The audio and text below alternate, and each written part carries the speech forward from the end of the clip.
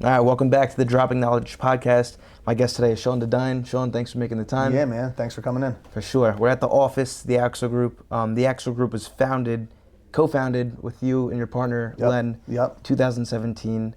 Since then, they've built up a sick company, won a number of awards, and they have an awesome office here. Maybe we'll get some shots after, but like I said, thanks for making the time.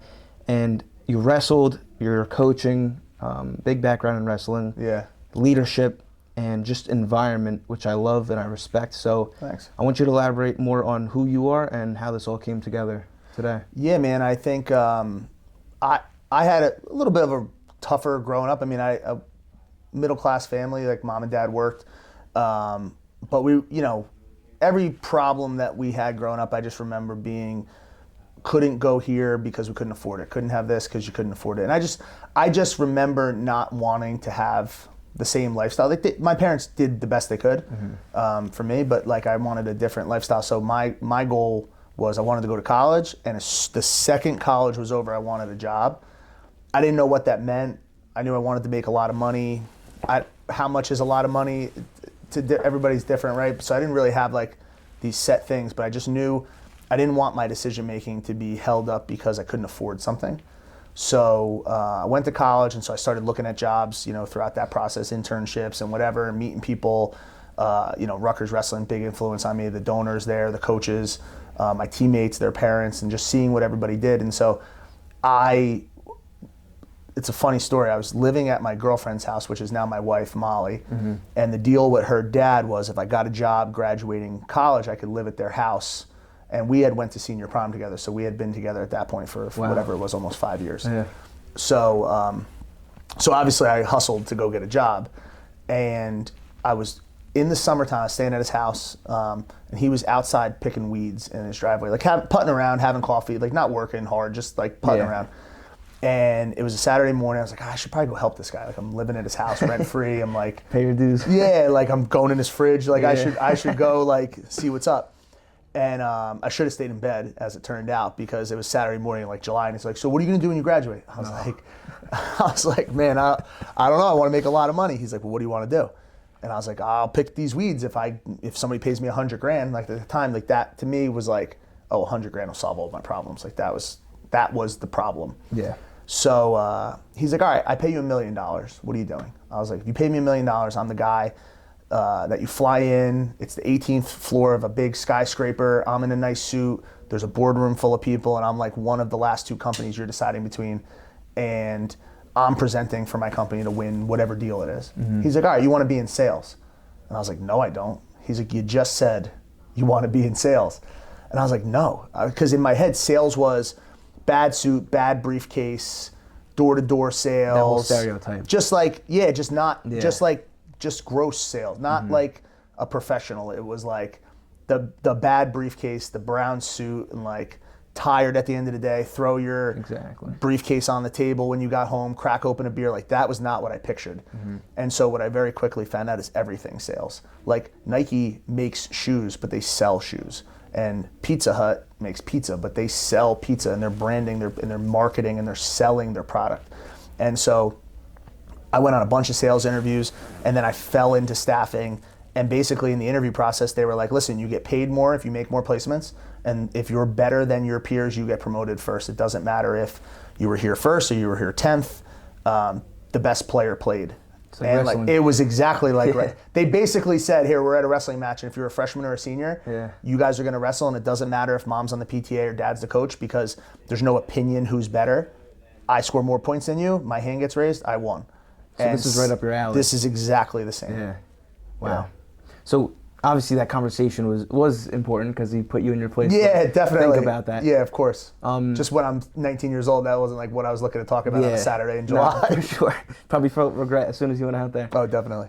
But let's fast forward a little bit to when you were in college and where your mind was at with wrestling and everything, how your career went, and how that kind of transitioned into you going into sales and you starting your business. Well, obviously I went to college first. This is a long story. I'm going to give you the short version.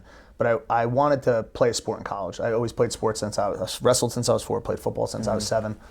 And I didn't know what I wanted to do, where I wanted to go. I got lightly recruited by Division III schools, small Division 1A school for football, and I chose to go to Montclair State for wrestling. Like 3 days into August, I got a phone call from the coach, and they dropped the wrestling team. Like literally, I had already graduated high school. I was going to school, and they dropped the wrestling team. So I called up the football coach because a good friend of mine, Jay Scott, was a player there that year before me. He ended up coaching there for a dozen years, head coach of high school team, really successful career in football. And I got the coach's phone number, this guy, Gina Cola, who was there for like 35 years. He's like the winningest coach in Division III football. And I called him up, and I was like, hey, this is the situation. It's my name. They just dropped the wrestling team. Like, I played football. I was pretty good. Yeah. And he was like, sorry, man, we start camp on Monday. It was like Thursday or Friday. And he was like, we're full. Like, I'll call you if somebody drops out of camp. And I'm like, this guy's never going to call me. I literally got in my car, drove to Montclair State, knocked on his door, found out where his office was from Jay. And I was like, hey, coach, like, my name's Sean. I just called you 2 hours ago. And he's like, I'm really sorry you drove all this way, man, but we're full. Like, we start camp in a few days. And I was like, listen, I just drove all the way here. I'm a really good long snapper. Like, would you just watch me snap the ball? And his office overlooked the field. And I guess to amuse me, he was like, yeah, go out to the field. He gave me like one of the trainers, called up one of the trainers from downstairs. And I went out in the football field, and I snapped the ball maybe 25 times. And after that, he had opened his window and was like, move back 5 yards. Snapped another 20 balls, and he said, come up. Wow. And he gave me a packet of papers, and I went to football camp. So I was like, I'm not playing a sport. Yeah. So I went there. Couldn't have been less happy. And it had nothing to do with the coach or football. Like, football was the only thing that was keeping me in school. Like, I don't know, at that age, would I have stayed in school if I wasn't playing a sport? Like, so played. I ended up starting long snapping. Got hurt my ankle, ended up losing that starting job to a different kid halfway through the season. But it got me through my first semester of college. Exactly. And so then I was like, I really want to wrestle. I had met my girlfriend, Molly, who's now my wife, like I said, and she was going to Johnson & Wales in Rhode Island. And I was like, cool, they have wrestling. I'm just going to call up did the same thing. Called up the coach, Lonnie Morris, who's still there. They just won a national title for Division III wrestling last year. They won the national championships. Nice. And called him up, and he was like, listen, it's a Division III school. If you want to come, you can walk on the team, but like, we're good. I think they were like 7th or 8th at the national duels the year before. Bunch of New Jersey state champs were on that team. Diego Crespo, Steve Martell, Pete Riley, who you guys probably know, was on that team. And so I was like, yeah, I want to wrestle. Went there, ended up being the starter, went 31-7. So that conference, the New England Conference, has true wrestlebacks for first. I won the conference on Saturday night. For first place? For first place, because they only sent one. They sent one rep for each weight and 4 at-large bids. Gotcha. So I lost to this. I won the tournament. I think I was the top seed. I won the tournament on Saturday night. On Sunday, I wrestled the kid from MIT who I'd beaten during the season. He beat me, I'll say it was 4-2 in the finals. He went to nationals. I didn't get a wild card. I had beat him like maybe 8-3 during the season. He took 3rd in the country. Wow. So I was like, all right, cool. I'm close. I really like the school. I like Johnson Wales. I like the team. I like the coaches. I was happy. I was doing well. And I had an opportunity because of my high school coach, Mike Bischoff, and Gooddale had just gotten the job at Rutgers. I was part of the first recruiting class, and I got in touch with him, and he gave me an opportunity to come to Rutgers, and I decided to accept it. So long story short, I ended up at Rutgers, part of that first recruiting class. Some of my best friends came out of that class. I mean, how we got hooked up, Mike DeMarco, Billy Ashnault, a bunch of guys in that class, Winston, Rinaldi, Jesse Boyden, who unfortunately passed away, was on our team, lived with him for a few years, a bunch of those guys. And then that just kind of set me up for the rest, like, relationships and all that kind of stuff. Exactly. That's cool. So you had a sick career there, and then you also did some commentating too, right? I did. My senior year, I broke my shoulder and ended up getting surgery on it. And so I went up to talk about the team, just like, kind of like in passing, like halfway through the dual meet, the kid Danny, who was announcing it, asked if I would come talk about the team a little bit. I think they sent me up there just like, give me something to do for a little while. And me and Danny actually hit it off, became really good friends. Matter of fact, I talked to him yesterday. Nice. And he's become a really good friend of mine, a little bit of a mentor. I look up to him. He's had a really successful career and taught me a ton about announcing. I taught him a ton about wrestling.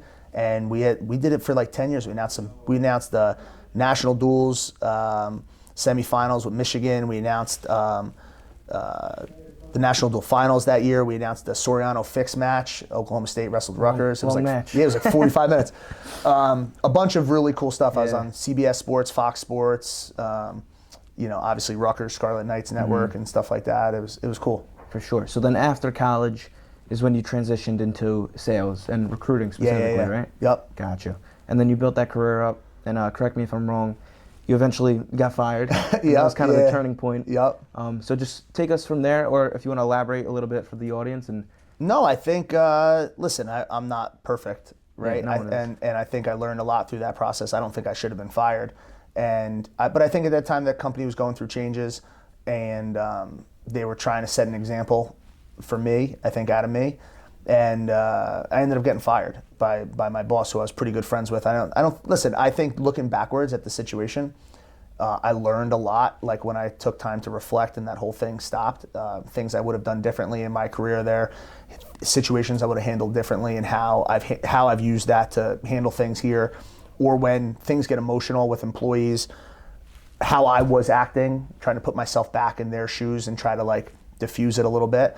At the same time, I also think like I would have stuck up for my people better. Like loyalty is important to me. I have 3 guys that were in my wedding that work here that quit their jobs that I've known since elementary school. Wow. That I'm 37 years old. I don't know a lot of people that have friendships for 30 years. I've been with my wife for going on 18 or 19 years now, since 2007. So like, I don't know a lot of people that have friends for 30 years where their wives will let them quit their jobs and come work for their friend who didn't have an office, a website, or any money, right? All right, good. So now walk me through the start of the Axel Group. You're 27 years old, I want to say? Yeah, I'll say roughly. Okay. I didn't want to start my own business. This was forced on me. I always thought back to like growing my life and having money, and my thought process was like join a real company, work up the chain, move a couple times, make some sacrifices for the organization, learn what I'm doing at every level, which thank God I did, because I think it really helped me in starting this business. Like, we had different people that handled different things, credit checks on companies, negotiating agreements with the controller, collections. I wanted to be involved in every single piece because I was really interested in what I was doing. So like, I learned all those things. I didn't just rely on you to do the agreement and you to do collections and you to find the candidate for me and you to train the recruiter. Like, I was very into what I was doing. Yeah. It was like, honestly, it was just like a new sport for me. It was like, cool, I'm a, I guess, white belt mentality, even though I never did jiu-jitsu. Like, I'm brand new again, and I'm learning how to get in a wrestling stance. And so like, I was just really interested, and thank God I was. So yeah, I mean, I went to work. One of my clients had found out that I had gotten fired, offered me a job to work for them, worked there for 18 months. At the same time, I had a non-compete, which, again, I wasn't looking to start my own company, but I worked for this guy. There are 25 people, and he's like he's the nicest guy going, ran a really good company, has a beautiful family. Like, I can't say enough great things about this guy. But from where I sat, it seemed like he had what I would consider to be a lifestyle business. And when he was 23 years old, he wanted to surf in the summer and ski in the winter, and nobody would pay him to do that. And so he started a business that would support that lifestyle. And then as his lifestyle grew, and he got a wife, and he got kids, and he got a house, and he got other hobbies, he added employees and grew his business. Was that a recruiting business? Or? No, it was it was an environmental consulting company, and I was the business development manager. Got it. So I was just selling the product. But I was watching him, and I was just inspired by how he grew his company, and it took him 25 years. He's 25 people, and that was great for him, right? And he's since, I don't know the details, he's since got purchased by a bigger company, and hopefully he did awesome, and he deserves that. He runs a good company there, and he has a lot of longtime employees. Can't say enough great things about him. But I was like, if I can do this, and if I'm the youngest I'm ever going to be, and if I really believe that, I should put my money where my mouth is and give it a try. Like, the worst thing that's going to happen is I can't do it, and I'm going to go have to get a job that I'm not happy at. And so I wrote a business plan. I literally didn't tell anybody, because I thought everybody would be like, you just had a kid, you make good money, you work from home on Fridays.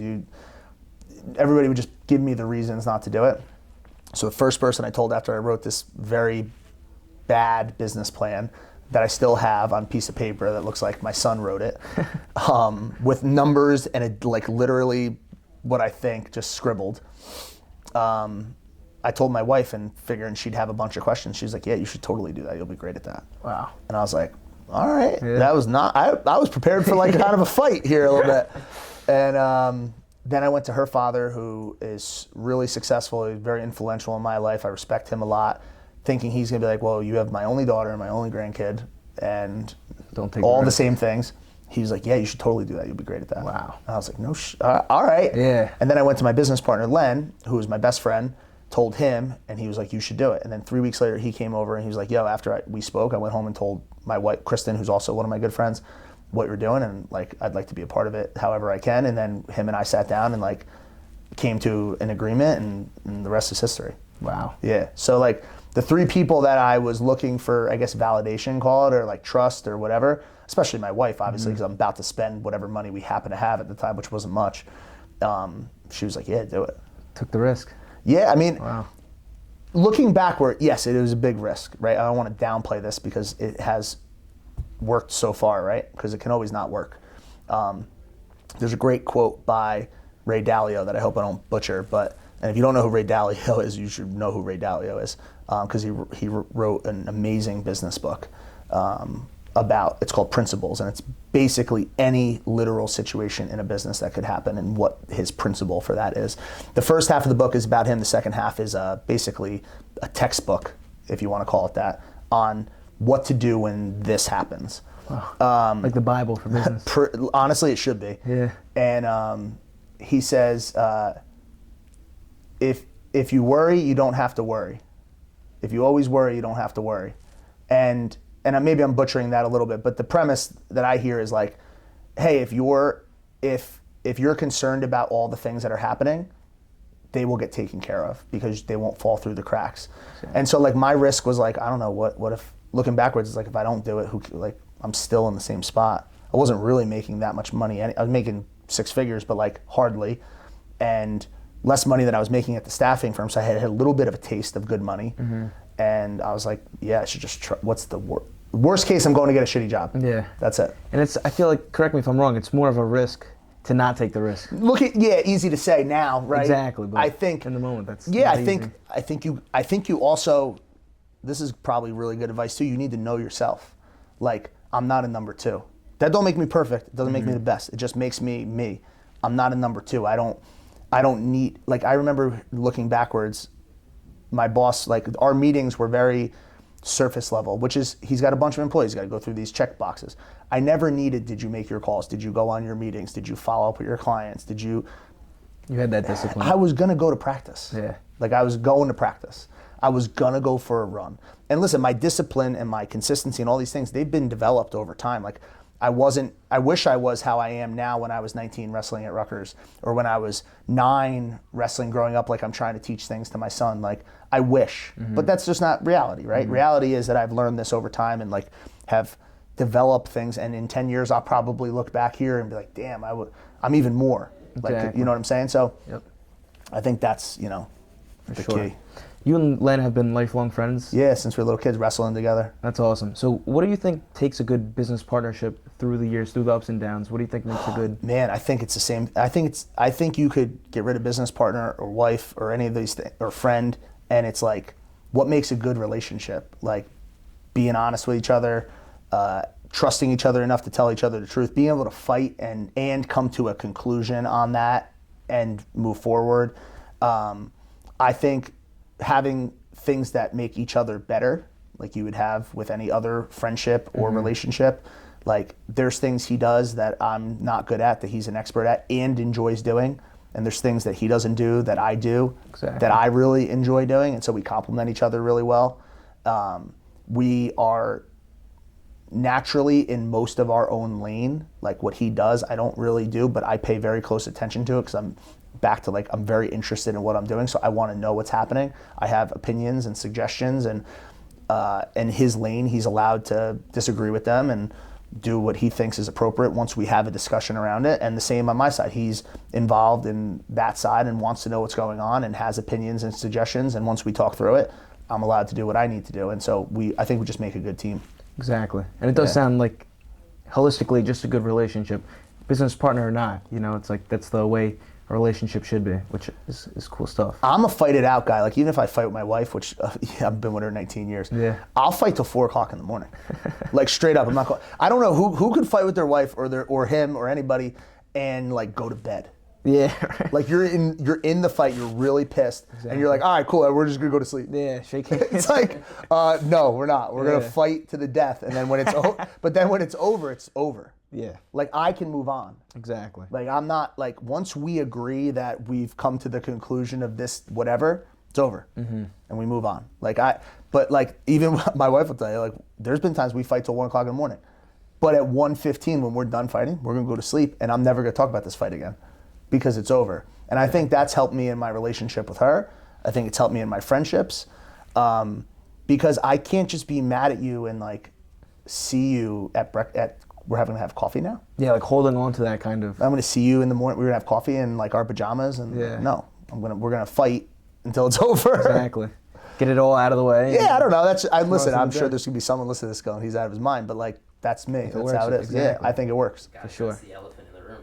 Yeah. I want to know. I want to see the psychopath that can fight, be really pissed off, and at like 10:42 be like, all right, I'm going to go to sleep now next to you. But no, I mean, look at your relationships in life. Obviously, it's something's working. Totally. You know. I'm pretty much who I am. Like if you saw me coach my 9-year-olds, if you saw me coach at the club or at CBA, if you saw me with my friends on a Saturday, or if you saw me at the dinner table with my kids or here with my employees, this is what I am. What I am. Yeah, exactly. There's not lots of people that are like, I really don't have an opinion on him, which is fine. I'm just what I am, and so I feel like a lot of people can really appreciate that, and they know who you are, and that makes for better relationships. Exactly. So for 6 years, the past 6 years, the Axel Group has won by NJ Business. Yeah.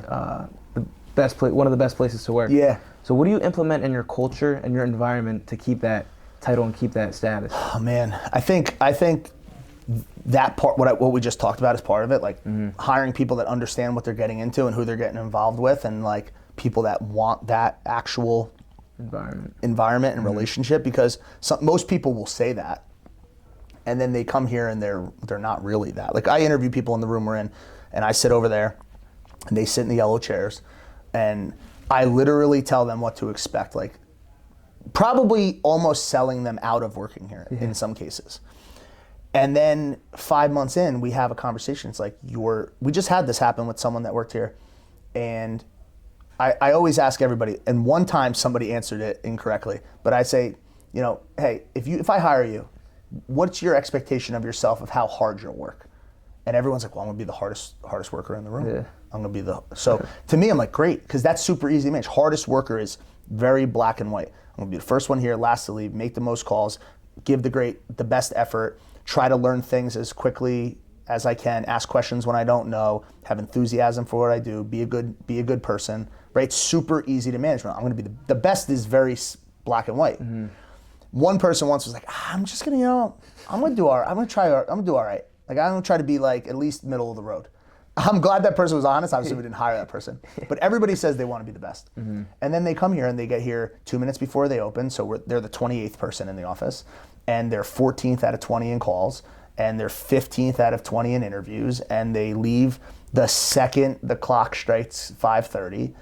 And so they're not even close to any of those things. And then I brought that person in and I said, hey, this is what we agreed to.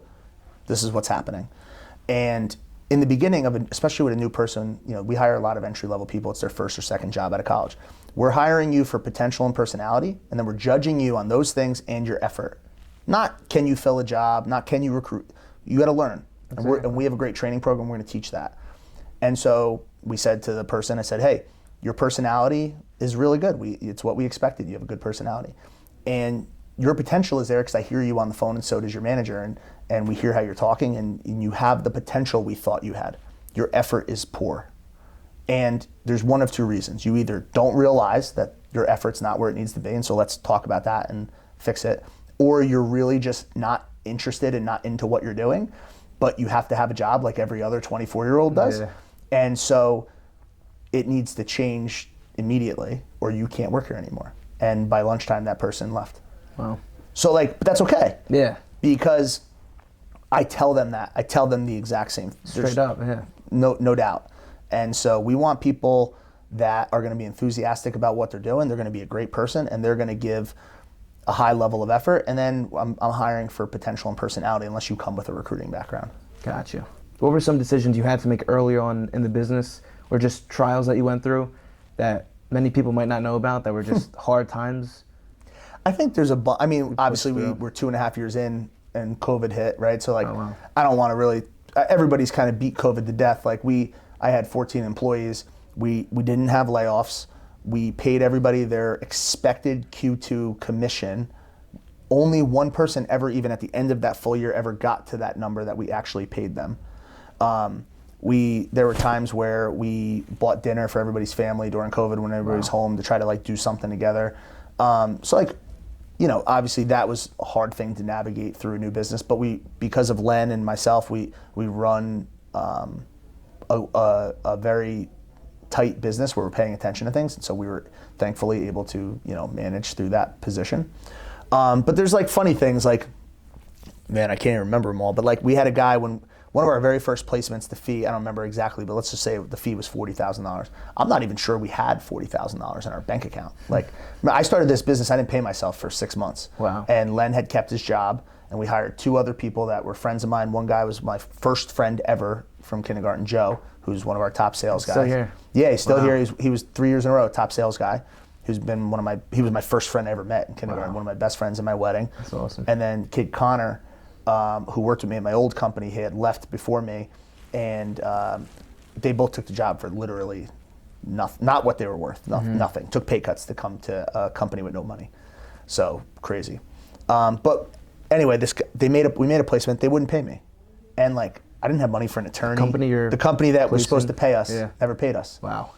And like sent them all the letters, followed up, called them, did everything. And finally, I'm like, yo, I think we have to like sue them.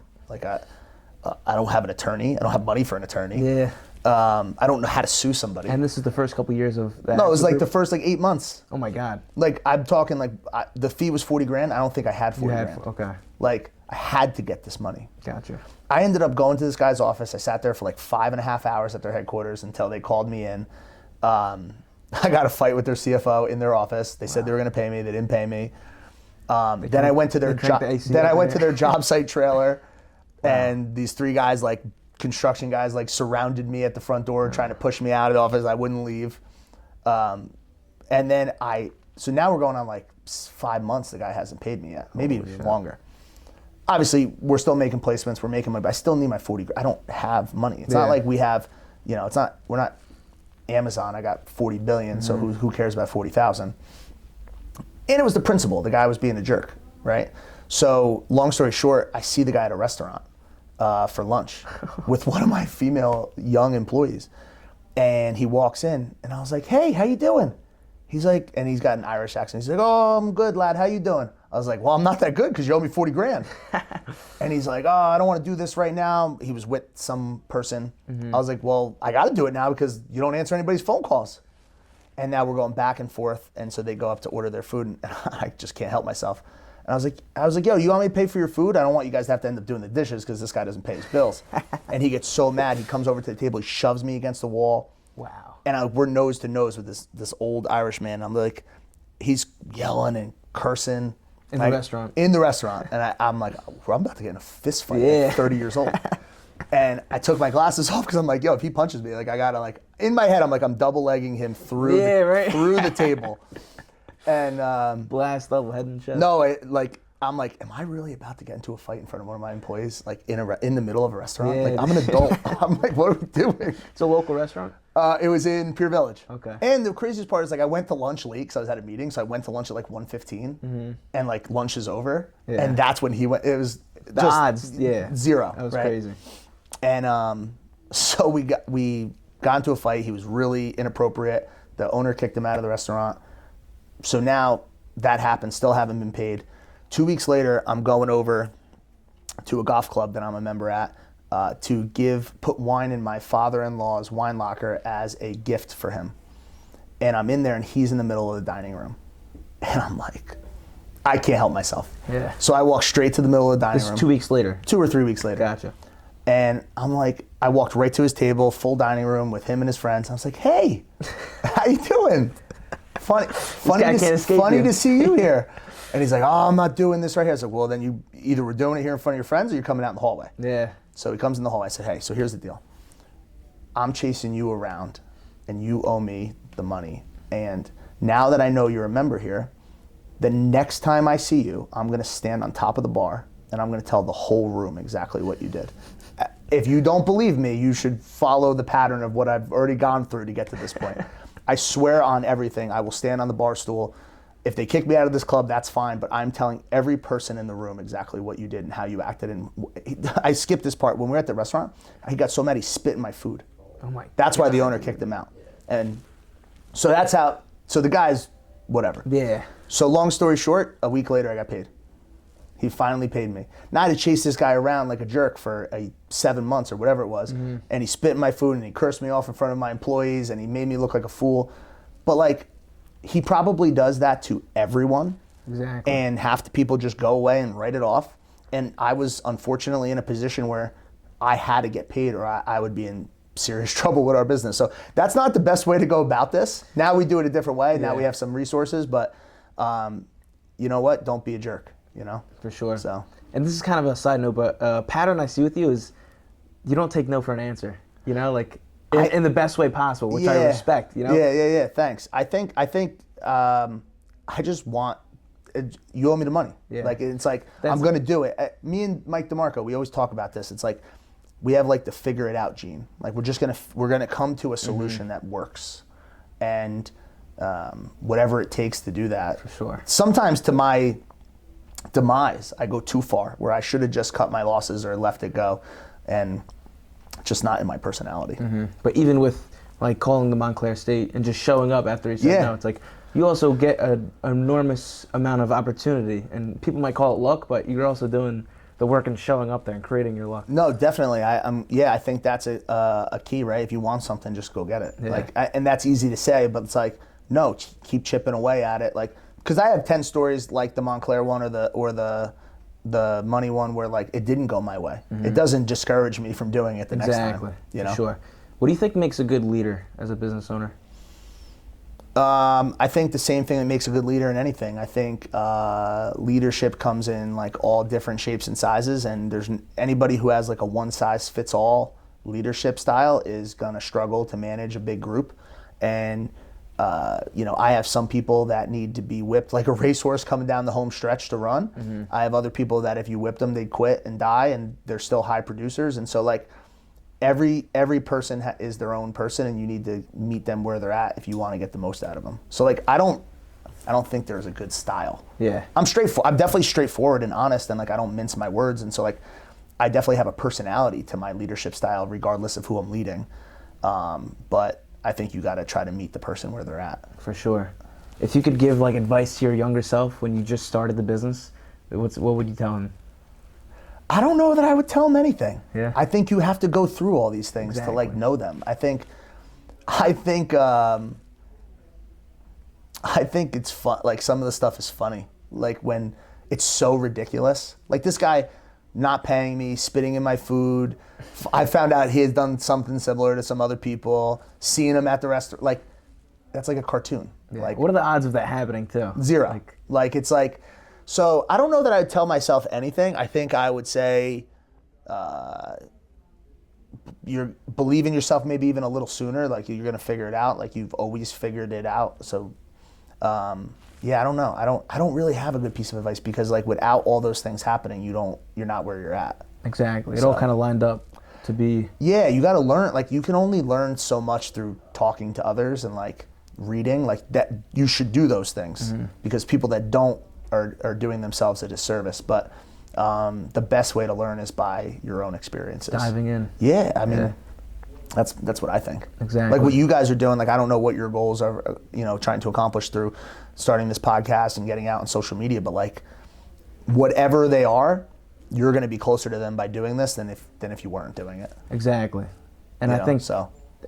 I'm curious about like your future goals with this whole company, but before you answer that, I think it's true. Like you didn't know you were going to be an entrepreneur necessarily. Yeah. Like you said, but those steps like just ended up leading you here, and then this is like the best case scenario. Yeah, I mean, it's definitely moving in the right direction. I mean, I feel like I'm still trying to grow and build what we're doing, and For sure. That kind of thing. But what are some of your goals for the future, and like where do you see? Yeah, I get this a lot, and especially when people are interviewing here, or if I'm talking on other podcasts, like what are the goals? Maybe I'm just not that smart, but I can't see how somebody could give me 5-year and 10-year projections on like revenue and growth. Like I'm just not that sophisticated. Yeah. So maybe someone else could tell me that, but I can't do it. And so when people are like, what's your 5 and 10-year goal? I'm like, I don't know, still have a company. Like yeah. I'm being funny, but like, I know what you're saying. My goal from the time I started was this, is if you guys are younger than me, if you can think back to graduating high school, like the week before you finished high school and like the 2 weeks after, you're going to graduation, you're going to all the graduation parties, you're seeing your teachers, you're signing your yearbook with your friends, you're done with school, it's the last week. And every parent of your friends at the parties you're at, every teacher, they're like, hey, what are you gonna do what are you gonna study? What are you gonna do? Yeah. And everybody said the same thing. They said, I'm gonna go to college and I'm gonna get a degree in a job. Doctor, teacher, lawyer, cop, nurse, a word they knew, but they didn't really know what that job paid or entailed or the lifestyle you could have with that job. They just said something, you're like, oh, I'm gonna be a lawyer. Like, that's cool. I'm gonna be a teacher. That's cool. I'm gonna be a nurse. That's cool. And then what did they do? They went to school, they got a psychology degree or a sociology degree or a communications degree, and they didn't do any of those things. They became a recruiter. So my goal for our company is to be in a position where my employees and their kids, or my partner and his kids, or my son and his friends, when they're graduating high school and they're going through that same exercise, their answer is, I'm going to work for Uncle Sean to make a shit ton of money. Like that, I want to have an environment where, yeah, you come work for Uncle Sean, and we're going to learn everything. You don't get a head start. You don't get to be the boss right away. No, you're going to learn just like I did, because that's the best way to do it and the most appropriate. You don't learn, a crazy move in wrestling. You learn get in a stance. You learn penetration step. You learn hand control. You learn stand up. You got to learn the same thing in this business or any business. And so my goal is to be in a place where if my son and his friends are the right people, they have an opportunity to, come here and do what they want with it. For sure. I like that. Where do you see, what are some of your goals for your son? Like, I know like he loves wrestling himself, but it's probably cool to watch your son. It is cool to watch. I don't know, anybody's gonna say, well, I just want him to have fun. I want him to win. Yeah. For him.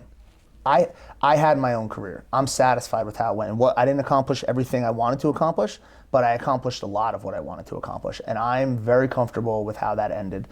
And I want to put my son in a position that if he has goals he wants to accomplish, that he's in a position where the resources are not the reason he can't. And I want him, I had I keep saying a difficult life. I didn't, live in the slums, right? But I had a challenging life where that taught me resilience and the figure it out gene, and don't take no for an answer, and push through adversity, and all these compliments that you gave me before. And they're great qualities to have.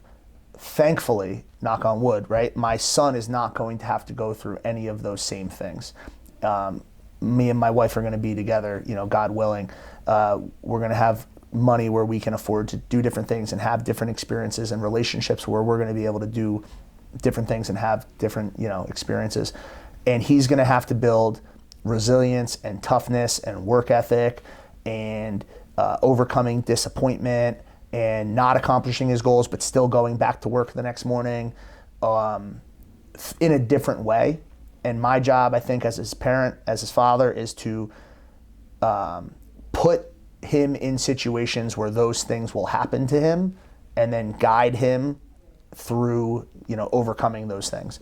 Because he's not going to have to go through them the same way that I did, but he has to go through them.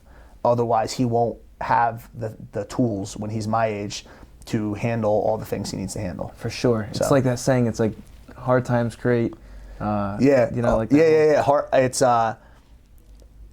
times create strong men. Strong men create easy times create weak men. Exactly. So Men create hard times. right.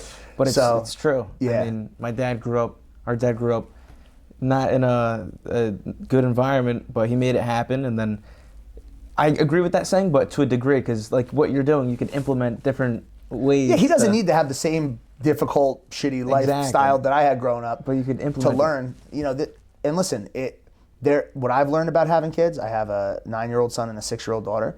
They're gonna know what you teach them. They're gonna do what you show them. They're gonna do what you allow them to get away with. And so, like, they're watching you. Like, if what they know is, hey, every day my dad wakes up early, he spends time working out to take care of his health. He treats his wife, my mom, the right way. They spend time together. We do things as a family. It's cool to try to eat well. It's cool to try to work out. It's cool to help others. It's cool to, read and do. They're gonna emulate what they see, and you got to manage your friends a little bit because not everyone's. They're gonna emulate what they see. Exactly. So you got to manage that too. But I think you can build them up to what you want them to be.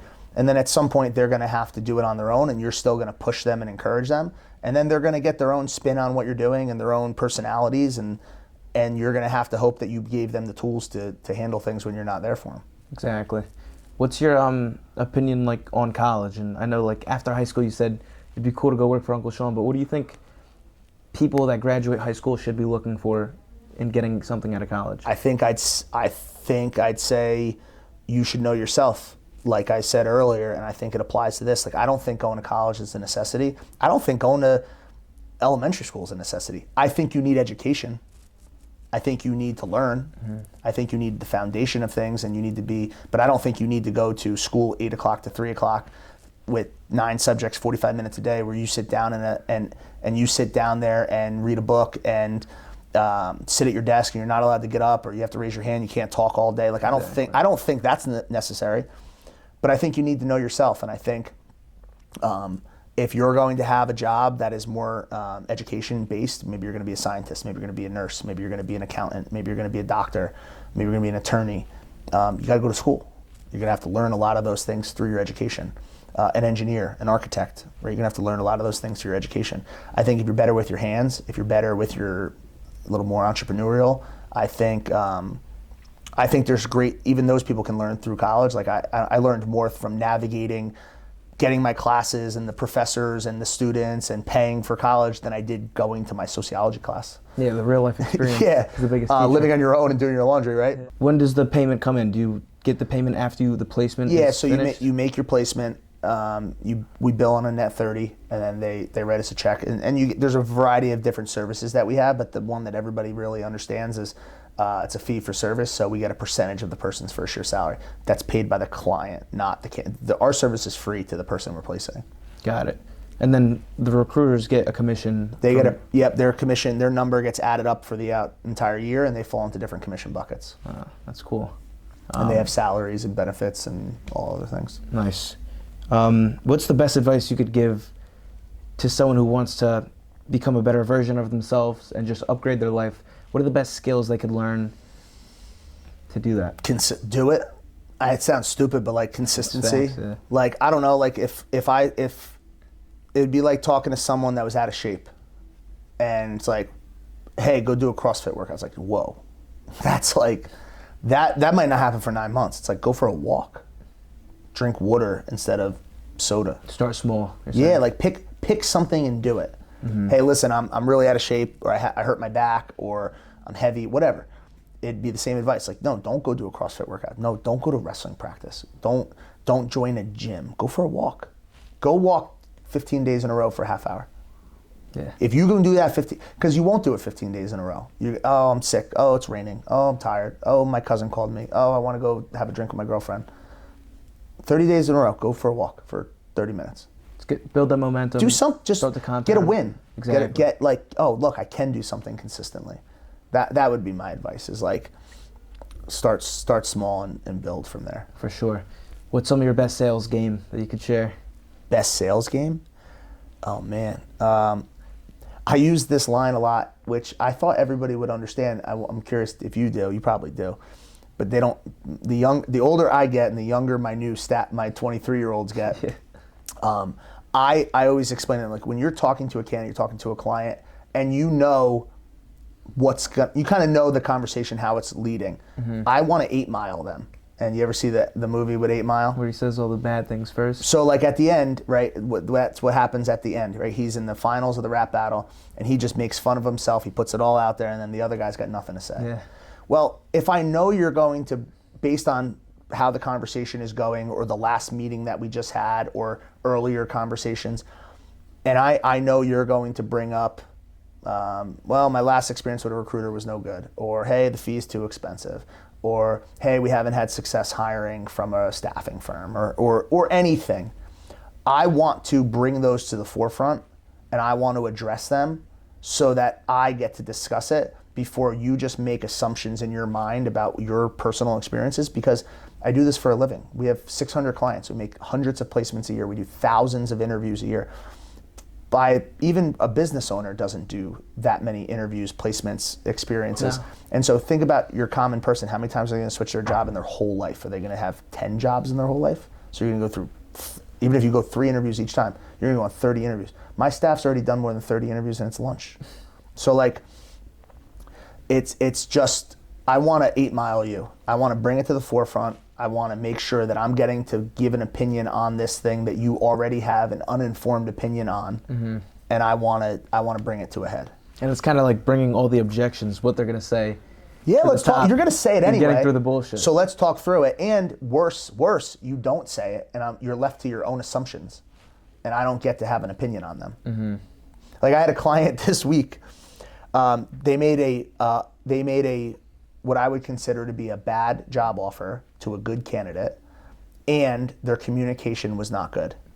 And so the text message from the CEO of this company, and it's a sizable company, was like, well, we think it's a good job offer. It's like, yeah, of course you think it's a good job offer, but that also doesn't make you correct. Yeah. I placed this skill set throughout this area 30 times this year, and you're $20,000 light on your job offer and on what we sent the candidate at. I'm glad you think it's a good offer, but you're wrong. But he's the CEO of a 250-person company. So how do you tell that to that person in a way that they can understand it?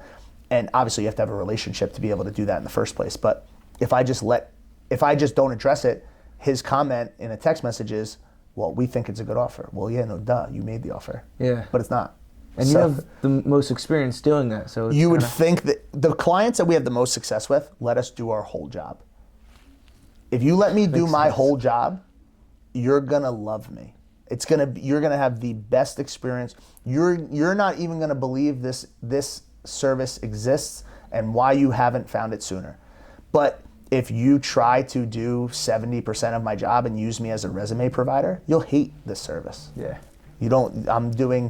You're paying me for 100% and only getting a third of the value. And nobody would be happy with that. Exactly. And they're preventing you from doing what you're getting paid to do, the full thing.